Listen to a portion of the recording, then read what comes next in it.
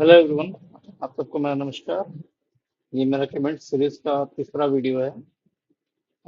इसके पिछले दो वीडियो में हमने कवर किया था कमेंट्स ओवरव्यू और कमेंट्स आर्किटेक्चर को समझा था हमने।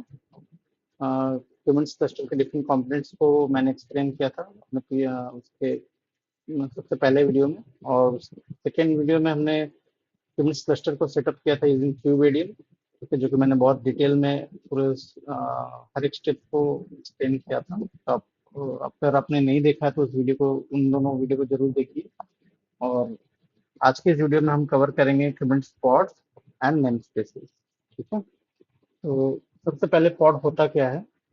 पॉड एक कमेंट्स क्लस्टर के अंदर सबसे स्मॉलेस्ट डिप्लॉयबल यूनिट को कहा जाता है, ठीक है।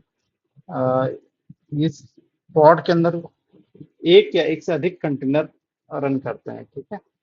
तो ये जो कंटेनर्स रन करते हैं वो एक्चुअल में एक एप्लीकेशन की तरह आप बोल सकते हैं कि एक जैसे कि अगर आप Nginx web application container use कर रहे हैं एक पॉड के अंदर, तो एक जो आपका पॉड होगा वो एक वेब एप्लीकेशन को रन कर रहा है, ठीक है।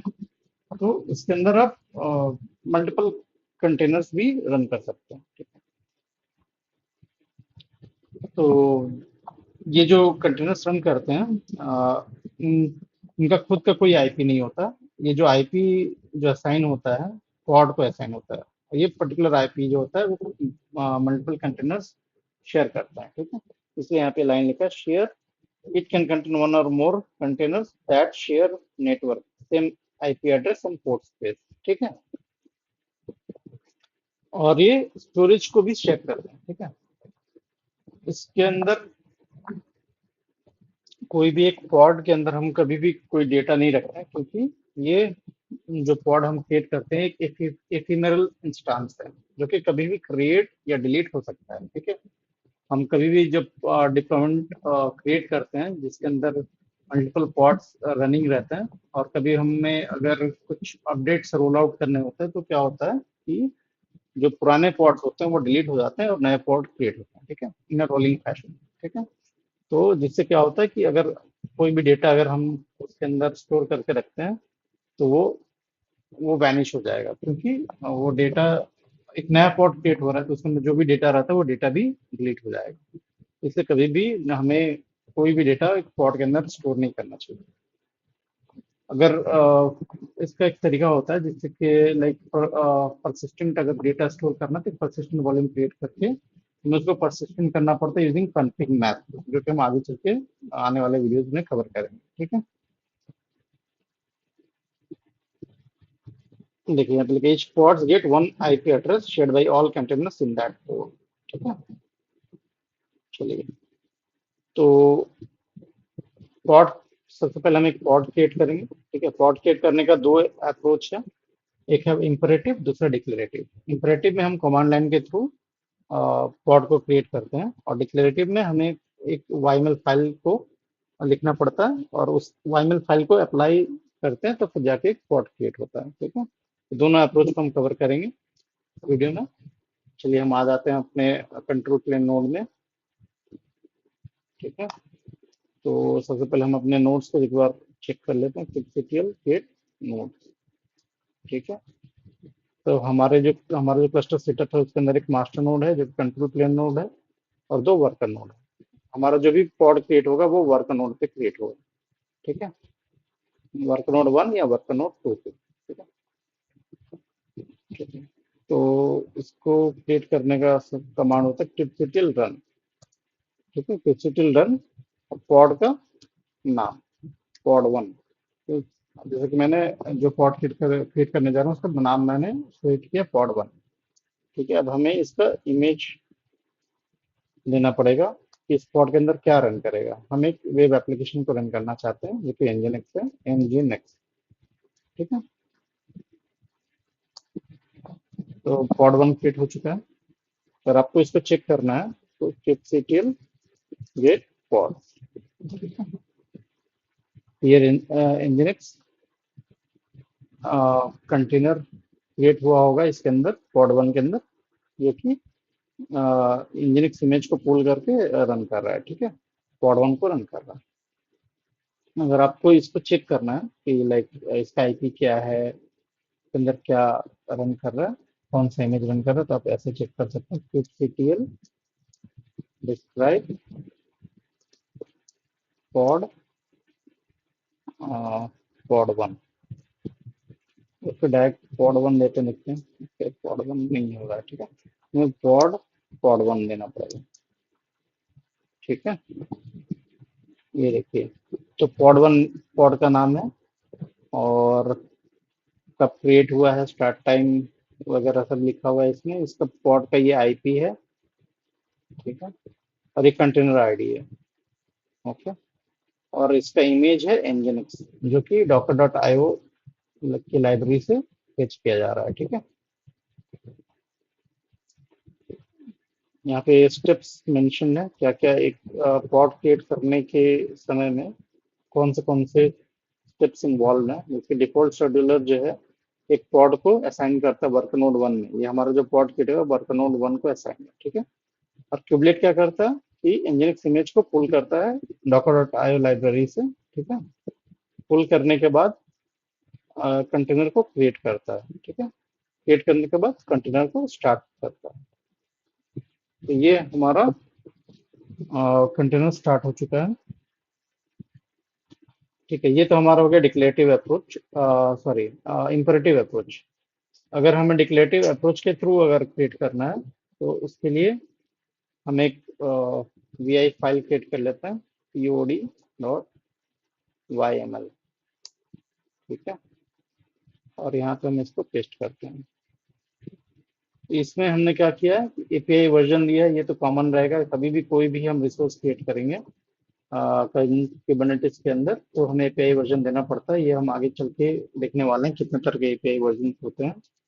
और काइंड मतलब हम क्या क्रिएट करने वाले हैं, पॉड क्रिएट करने वाले हैं। ठीक है, जैसे कि अगर कोई सर्विस क्रिएट करना चाहता है तो वहाँ पे सर्विस लिखेगा। ठीक है, तो काइंड हम एक पॉड क्रिएट करने वाले हैं, इसलिए हमें पॉड यहाँ पे टाइप किया है।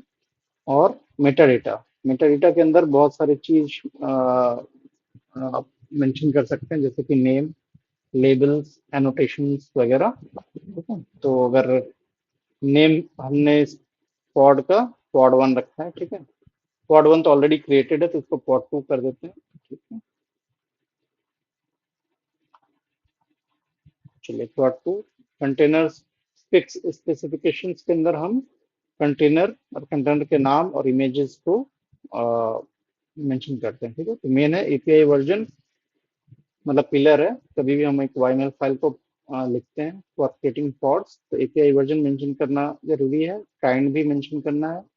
मेटा डेटा के अंदर हमें पॉड का नाम देना पड़ेगा, और स्पेसिफिकेशन के अंदर हमें कंटेनर के डिटेल्स देना पड़ेंगे। ठीक है, जैसे कंटेनर्स का नाम क्या है और उसके अंदर कौन सा इमेज रन करेगा। ठीक है, हमने ये सब मेंशन कर दिया है। अब इसको सेव करते हैं, और इसको क्रिएट करने के लिए हमें kubectl apply -f pod.yml type करना है। ठीक है, देखिए तो पॉड तो क्रिएट हो चुका है, चलिए चेक कर लेते हैं इसको। kubectl गेट पॉड्स और -o वाइड वाइड, ये देने से हमें ये भी दिखता है कि इसका आईपी वगैरह और ये कहाँ पे क्रिएट हो रहा है, कौन से नोड पे। तो देखिए पॉड वन, और ये पॉड तो क्रिएट हो चुका है, ये हमारा ये भी पॉड हमारा वर्कर नोड वन पे क्रिएट हुआ, और ये इसका पॉड का आईपी है। ठीक है, okay। तो हमने दोनों तरह से देखा किस तरह से पॉड को एक कमांड लाइन के थ्रू कैसे क्रिएट करते हैं, और एक YML फाइल के थ्रू कैसे क्रिएट करते हैं। ठीक है, हमने इस कमांड को भी कवर किया था डिटेल्स को चेक करने के लिए, वाइड को भी कवर किया है। ओके, अभी इसको देख लेते हैं। अगर समझिए कि आप कंटेनर को अगर एक्सेस करना चाहते हैं, किस तरह से एक्सेस करेंगे। kubectl exec -it exec interactive pod one, मतलब IT1 इंटरेक्टिव पॉड वन को हम एक्सेस करना चाहते हैं, और ये हाइफन हाइफन देते हैं जिससे कि डिफरेंशिएट करता है कि हम उस पॉड के अंदर बिन बैश को एक्सेस करना चाहते हैं। ठीक है, एंटर किया हमने, पॉड वन के अंदर हम बिन बैश के अंदर आ चुके हैं। ठीक है, सिंस ये हमारा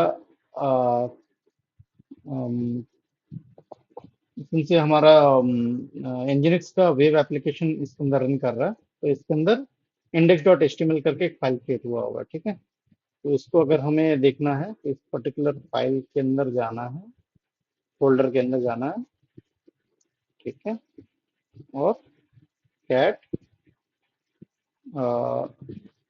index H T M L करते हैं, ये देखिए, ठीक है। कैट करके भी आप देख सकते हैं, नहीं तो आप आईपी के थ्रू भी देख सकते हैं, ठीक है। ये इस पोर्ट का आईपी क्या है, आ, ये पोर्ट का आईपी, ठीक है। कर्ल करते हैं इसको, curl H T T P,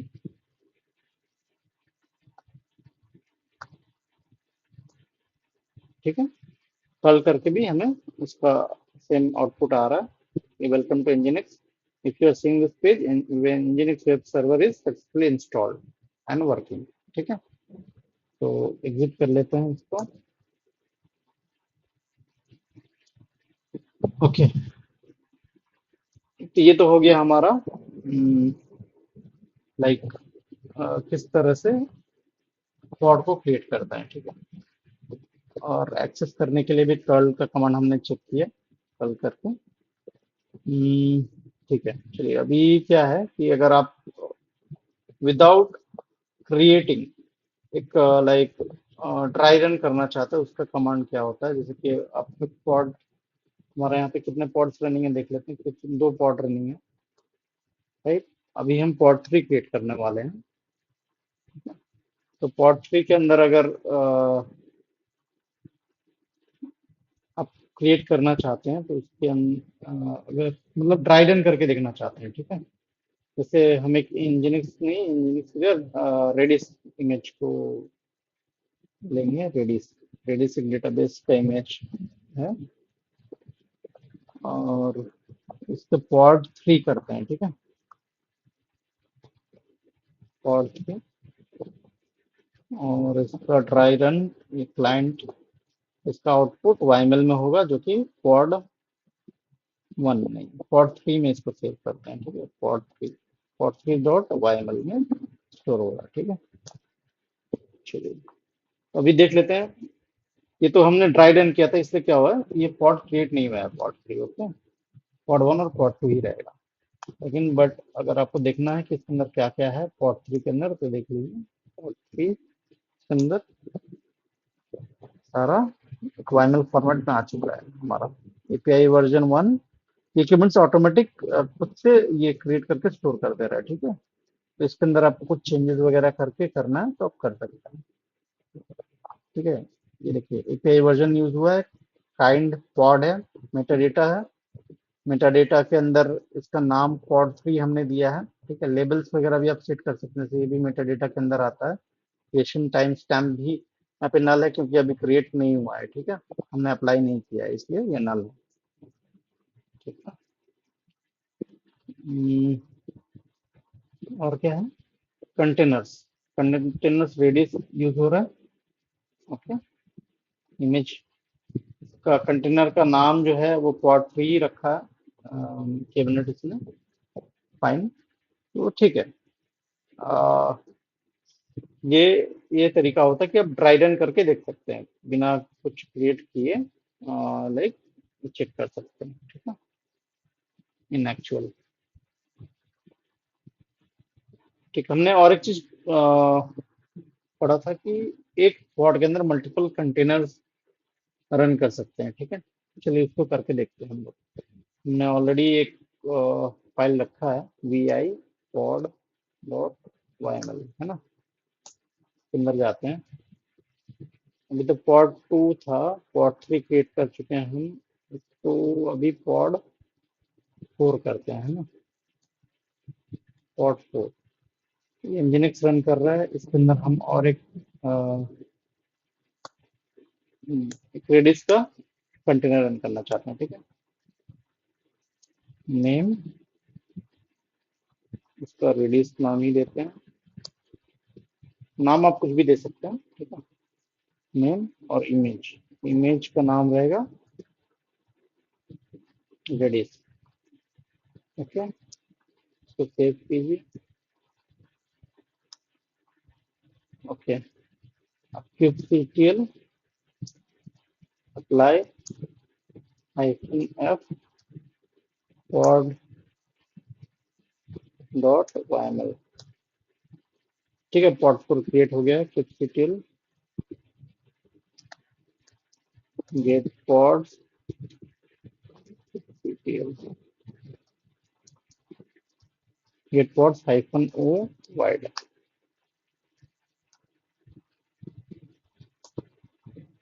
चलिए, देखिए यहाँ पे क्या है कि हमारा दोनों एक, ये जो पॉड 4 है उसके अंदर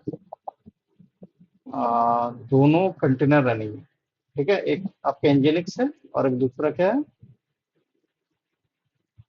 दूसरा है रेडिस। ठीक है, और आप इसको चेक करना चाहते हैं तो kubectl डिस्क्राइब पॉड 4। ठीक है, ये देखिए nginx कंटेनर और एक रेडिस कंटेनर। ठीक है, ये दोनों कंटेनर्स जो है ये दोनों इमेज को docker डॉट आईओ लाइब्रेरी से पुल कर रहा है। ठीक है, एक में आपका वेब एप्लीकेशन है और दूसरा आपका डेटाबेस। यहाँ पे स्टेप्स इन्वॉल्व जो भी है यहाँ पे लिखा हुआ है, तो चेक कर सकते हैं। ठीक है, ये तो हो गया आपका क्या क्या इसके अंदर कंटेनर्स रन कर रहे हैं। तो ठीक है, अभी चाहिए कि अगर हम इसको, इसका इमेज को थोड़ा चेंज करना चाहते हैं, जैसे कि यहाँ पे आपका इमेज जो है, यहाँ पे इमेज इंजीनिक्स का इमेज अभी क्या है, इंजीनिक्स का इंजीनिक्स है। ठीक है, अभी आप इसको अगर इंजीनिक्स ये करना चाहते हैं, इंजीनिक्स 1.25। ठीक है, तो आप इसको चेंज कर सकते हैं, आप इसका नाम नहीं चेंज कर सकते हैं। ठीक है, या फिर कोई भी नया और एक कंटेनर रनिंग पॉड के अंदर नहीं ऐड कर सकते हैं। ठीक है, अगर आपको लाइक चेंज कर सकते हैं तो यहाँ पे लिखा हुआ है, देखिए क्या है, इमेज आप चेंज कर सकते हैं। ठीक है, you can not fully edit a running pod specification, you can change containers image. ठीक है, इनिट कंटेनर्स या फिर एक कंटेनर के साथ जब कुछ रन करने के लिए, कुछ अगर कोई एक जैसे कि एक जावा एप्लीकेशन रन कर रहा है तो उसके अंदर हम लॉगिन के लिए भी एक कंटेनर ऐड किए हैं, उसमें उसको इनिट कंटेनर बोलते हैं, उसका इमेज अगर आप चेंज कर सकते हैं। ठीक है, या फिर एक्टिव डेडलाइन, जब हम एक उबुंटू पॉड के अंदर रन करते हैं तो क्या होता है, ऑटोमेटिकली वो तुरंत एग्जिट कर जाता है। ठीक है, तो उसके लिए हम एक एक्टिव डेडलाइन सेकेंड्स हम ऐड करके वो चेंज किया जाता है, उसका टाइमिंग वगैरह चेंज कर सकते हैं, कितने देर तक वो एक्टिव रहेगा, जिसमें आप लाइक एंटर करके कमांड वगैरह रन कर सकते हैं। ठीक है, फिर टॉलरेशन चेंज कर सकते हैं। ठीक है, ये सब सारे सेटिंग्स हैं। ये टॉलरेशन मतलब कि वो पॉड कौन से नोड पे रन कर सकता है, ये सब वगैरह आप चाहें तो सेटिंग्स वगैरह चेंज कर सकते हैं। ठीक है,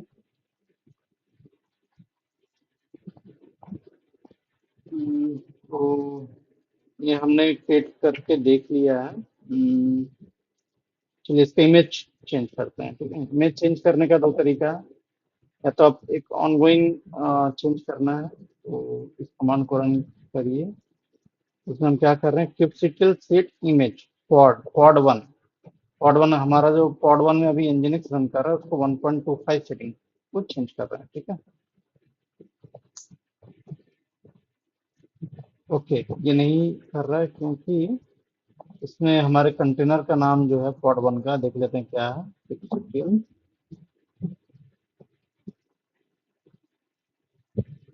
डिस्प्ले पॉड 1 करते हैं। कंटेनर का नाम है पॉड 1, पॉड 1 तो हमें पॉड 1 देना पड़ेगा। ठीक है, इंजीनियर्स की जगह पॉड 1। ये क्या कर रहा है कि kubectl जाके सेट करो इमेज, कहाँ पे सेट करो, पॉड 1 में। पॉड 1 में कौन से कंटेनर पे, कंटेनर का नाम है पॉड 1, उसको सर्च करो और उसका सेटिंग जो है इमेज का वो अभी कर दो nginx 1.25। ठीक है, ये इस कमांड का मतलब है। ठीक है, देखिए ये अपडेट हो चुका है, देखिए इमेज अपडेट हो गया है। पर अब हम इसको ये करते हैं, डिस्क्राइब पॉड। अब यहाँ पे चेक करते हैं, ग्रैब करते हैं इमेज। तो क्या है अभी, Nginx 1.25। पहले क्या था, Nginx। ठीक है, पहले क्या था, Nginx था। ओके, अभी इसमें Nginx 1.25 कर दिया। तो इस तरह से हम इसको इमेज को चेंज कर सकते हैं, क्योंकि ये अलाउड है। आप चाहें तो अगर आप इसको इसी इसमें, जैसे कि हमारे इसमें सिंगल एक कंटेनर रन कर रहा है, आप चाहते हैं कि और एक कंटेनर हम इसके अंदर रन करें यूजिंग, जैसे हमने वहाँ पे 2 कंटेनर रन कर रहे हैं, तो वो आप नहीं कर पाएंगे, क्योंकि ये अलाउ नहीं है। यहाँ पे 4 सेटिंग्स ही अलाउ हैं जो कि आप कर सकते हैं। ठीक है, ये ये 4 चीज अलाउ है। ठीक है, तो हम इसको डिटेल में आने वाले वीडियोस में देखेंगे एग्जांपल के साथ, जो कि हर एक चीज एक्सप्लेन करूंगा मैं। ठीक है, या तो ऐसे आप कर सकते हैं। इस केस में क्या होता है कि आपका जो क्वाड है वो डिलीट नहीं होता है। ठीक है, kubectl, अगर देखेंगे kubectl delete, sorry, kubectl get quads ना। तो अब देखिए, अ, ये जिसका 16 मिनट है, ठीक है, ये रिस्टार्ट हुआ है। रिस्टार्ट क्यों हुआ है, क्योंकि हमने इसका इमेज को चेंज किया, इसलिए रिस्टार्ट हुआ है पॉड 1। तो ये जब भी आप इमेज को अपडेट करेंगे ना, तो वो एक रिस्टार्ट होके फिर नया इमेज अपडेट करता है। ठीक है, बट डिलीट नहीं होता। तो आ, ये वही पॉड रन कर रहा है, बस इसके अंदर का इमेज चेंज हुआ है। ठीक है, ओके, ये हमने चेक किया। चलिए अब इसको हम देख लेते हैं कि इसको एक्सेस करना है। ठीक है, हम चाहते हैं कि हमारा जो पॉड 1 है, इसका जो अ, इसको हम कर्ल करके देखना चाहते हैं। ठीक है, कर्ल करके देखना चाहते हैं इसको, तो सबसे पहले हम इसका आईपी ले लेते हैं। इसका आईपी क्या है, ये आईपी है इसका। ठीक है, तो curl H T T P,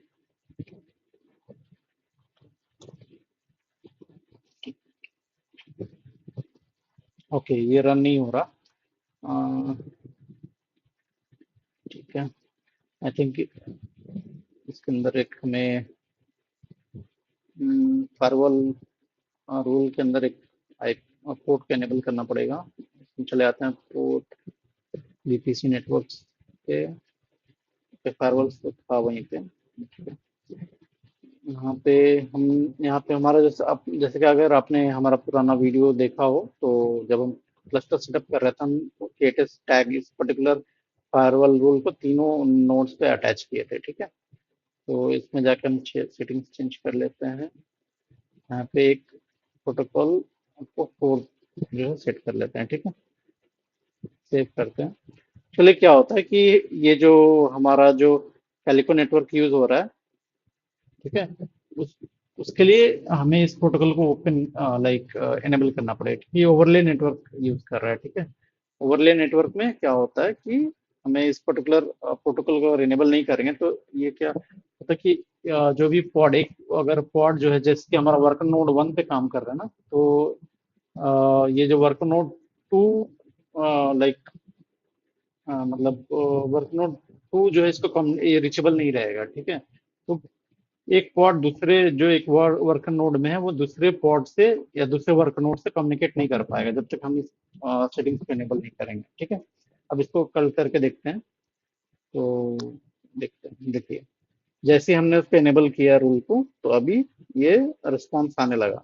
इसके पहले क्या था कि वो डिफरेंट, जैसे कि मैंने पिछले वीडियो में कवर किया था कि ये जो नेटवर्क रहता है, ये आपके आईपी टेबल से विजिबल नहीं होता है। ठीक है, इसके लिए ओवरले नेटवर्क को एनेबल करना पड़ता है। बट ओवरले नेटवर्क जो होता है, वो एक प्रोटोकॉल को यूज करता है, जो कि प्रोटोकॉल 4 है, उसको एनेबल करना पड़ेगा, तभी आप इसको एक्सेस कर पाएंगे। ठीक है, ये कम्युनिकेशन कर पाएंगे नोड और पॉड्स, जो कंटेनर्स रन कर रहे हैं, पॉड्स रन कर रहे हैं, दोनों के बीच। ठीक है, तो अभी ये हमारा यहाँ से एक्सेसिबल है। ठीक है, बट अगर हम इस पर्टिकुलर वेब एप्लीकेशन को, Nginx वेब एप्लीकेशन को अगर हम इसमें एक्सेस करना चाहते हैं on on web, on Chrome browser, तो क्या करना पड़ेगा? हम इसको एक्सेस करते हैं तो ये एक्सेसिबल नहीं होगा, ठीक है, नहीं होगा। ये पॉड का आईपी है, ठीक है। डायरेक्टली पॉड आपको एक्सेसिबल करने के लिए आपको क्या करना पड़ेगा? एक सर्विस क्रिएट करना पड़ेगा, ठीक है।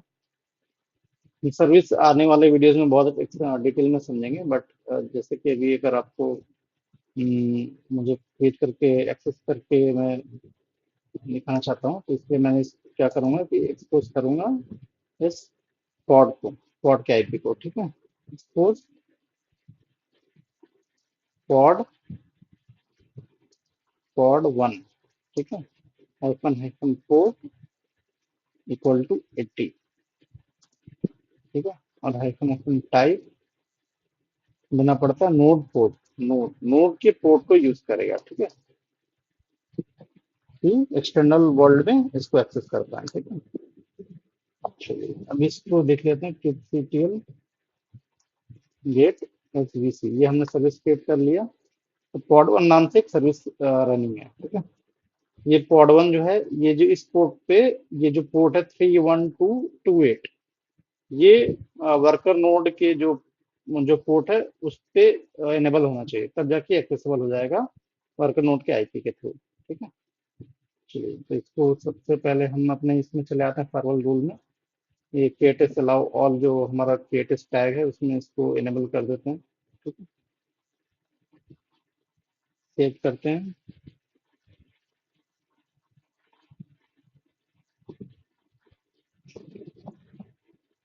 अभी सेव करके अपने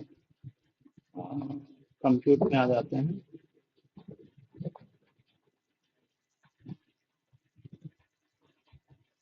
ये इंस्टेंस हमारा वर्क नोड 1 पे रनिंग था, ठीक है।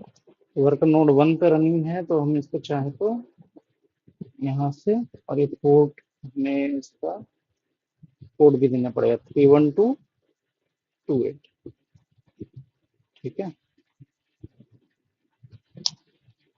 देखिए, तो अब हम इसको एक्सेस कर पा रहे हैं, ठीक है। हम पॉड के आईपी से नहीं कर पा रहे थे, बट हमने यहाँ पे जो सर्विस क्रिएट किया है, हम इसको बोल रहे हैं कि ठीक है, तुम एक काम करो, एक सर्विस क्रिएट करो जो कि पॉड 1 के नाम से, जो कि पोर्ट 80 पे रन करेगा, बट जो एक्सेसिबल होगा वो नोड पोर्ट के थ्रू होगा। अगर एक्सटर्नली एक्सेस करना है तो नोड पोर्ट के नोड पे जो ये जो वर्कर नोड जिस पे रन कर रहा है ये पर्टिकुलर कंटेनर पॉड, उसके मतलब वर्कर नोड के पोर्ट के थ्रू एक्सेस होगा, ठीक है। तो ये जो पोर्ट का जो वर्कर नोड का जो है पोर्ट है वो 31228 है, जो कि इनेबल होना चाहिए आपके फायरवॉल सेटिंग्स में, ठीक है, तब जाके ये एक्सेसिबल होता है। तो ये जैसे कि हमारा क्लस्टर सेटअप है, तो ये दोनों किसी भी, आप चाहें तो वर्कर नोड 1 पे भले ही रन कर रहा है, लेकिन आप वर्कर नोड 2 के आईपी से भी इसको एक्सेस कर सकते हैं, ठीक है। पोर्ट सेम रहेगा, बस आपको आईपी चेंज करना है। वर्क नोड 2 का पब्लिक आईपी दे दीजिए, भी आप इसको देख पा रहे हैं, लेकिन रन है, रनिंग हो रहा है, ठीक है ना, तो चल रहा है, ठीक है। ये तो हमने देखा, बट और एक चीज हम देखते हैं कि हमने जब अगर kubectl नेम स्पेस क्या होता है, ठीक है।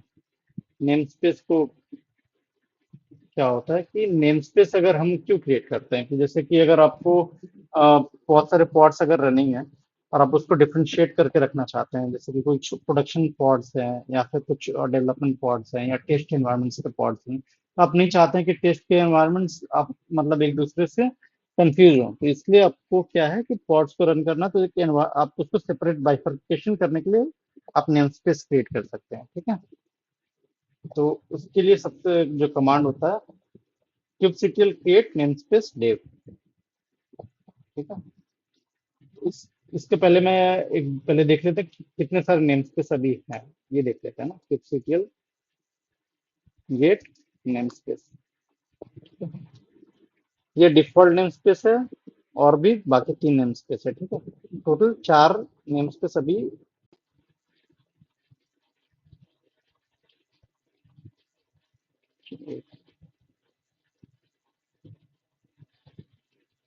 तो हम आ जाते हैं अपने कंट्रोल प्लेन नोड पे, जो कि मास्टर नोड है। तो हम देख पा रहे हैं कि हमारा जो अभी नेम स्पेस है, टोटल 4 नेम स्पेसेस है, डिफॉल्ट और बाकी के ये 3 और नेम स्पेस है। डिफॉल्ट नेम स्पेस में हम जब भी कोई पॉड क्रिएट करते हैं तो डिफॉल्ट नेम स्पेस के अंदर जाके क्रिएट होता है। तो क्या आप यहाँ पे देख सकते हैं, जब हमने पॉड वन को डिस्क्राइब किया तो वहाँ पे देखिए नेम स्पेस का नाम डिफॉल्ट, ठीक है। तो ये अगर हम चाहते हैं कि कोई नया नेम स्पेस क्रिएट करना, तो हम नए नेम स्पेस क्रिएट कर सकते हैं। जैसे कमांड है kubectl create नेम स्पेस, और नेम स्पेस का नाम डेव, ठीक है। आके यहाँ पे इसको दे देते हैं नेम स्पेस डेव। जैसे कि मैंने कहा था कि हम नेम स्पेस किस लिए क्रिएट करते हैं कि अगर कुछ टाइप्स ऑफ रिसोर्सेज को अगर बाइफरकेट करना चाहते हैं, जैसे कुछ पॉड्स वगैरह, जैसे कि जो कि टेस्टिंग एनवायरनमेंट के हैं, तो आप उसको एक टेस्टिंग नेम स्पेस क्रिएट करके उसके अंदर वो टेस्टिंग के पॉड्स क्रिएट कर सकते हैं। या फिर डेवलपमेंट है तो डेवलपमेंट के पॉड्स डेवलपमेंट नेम स्पेस के अंदर क्रिएट कर सकते हैं। सिमिलरली फॉर prod, ठीक है। इसलिए हमने डेव एक नेम स्पेस क्रिएट कर लिया, ठीक है। अगर आप चाहते हैं कि kubectl get pods -n dev, इसके अंदर अगर आप चेक करना चाहते हैं कि कौन से पॉड्स रनिंग है, बाय डिफॉल्ट अभी तो कोई पॉड नहीं दिखना चाहिए क्योंकि हम तो कुछ पॉड क्रिएट किया नहीं है, सॉरी। kubectl get pods होना चाहिए, kubectl get pods -n dev। No resources found in namespace dev, ठीक है। तो अगर आप चाहते हैं कि कुछ पर्टिकुलर डेव के अंदर ही अगर आपको कोई पॉड रन करना है तो आप उसके लिए कर सकते हैं। चलिए एक इसके पहले हम एक kubectl गेट पॉड्स को रन करते हैं, ठीक है। ये जो पॉड्स रनिंग है आपके कहाँ से रन कर रहे हैं, ये डिफॉल्ट नेम स्पेसेस से आ रहे हैं, ठीक है। अगर आप चाहते हैं कि एक डेव नेम स्पेस के अंदर पॉड वन क्रिएट करना, तो भी आप कर सकते हैं, ठीक है। पेस्ट करते हैं, ये पॉड वन क्रिएट कर दिया, ठीक है। और kubectl गेट नेम चाहिए, तो हमने रन किया था तो यहाँ से मिल जाएगा।